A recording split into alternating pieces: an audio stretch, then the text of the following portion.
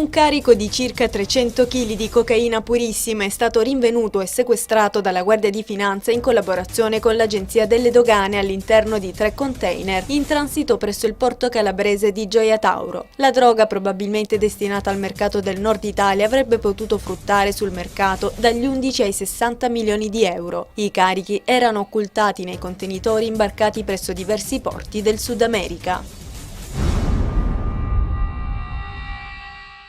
Protocollo d'intesa siglato tra l'ASP di Catanzaro e l'Arpacal. L'obiettivo comune è la tutela dei cittadini. Con questo accordo, firmato dal direttore Gerardo Mancuso e dal presidente dell'Arpacal Marisa Pagà, le due aziende si impegnano per lo smaltimento di amianto nell'intera provincia di Catanzaro, mettendo in atto attività per la salvaguardia della salute dei cittadini dai rischi derivanti dall'esposizione di amianto e informando sugli eventuali rischi della sua dispersione nell'ambiente.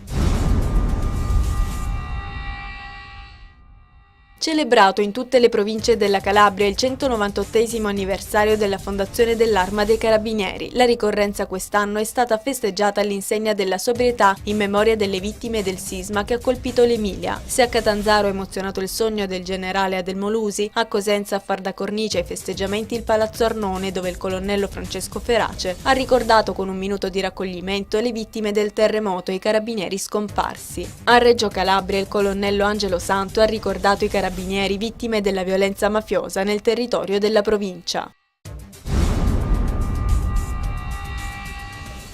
Positivi gli esiti del primo anno di attività dell'Orchestra Regionale delle Scuole della Calabria diretta dal maestro Ferruccio Messinese, che si è esibita in vari centri della Calabria. L'orchestra è composta da 50 studenti eccellenti selezionati attraverso audizioni svoltesi nelle 5 province della nostra regione. Il repertorio che l'orchestra ha proposto è stato formulato tenendo conto della tipologia del complesso ed ha previsto l'esecuzione di brani spaziando dal barocco ai nostri giorni.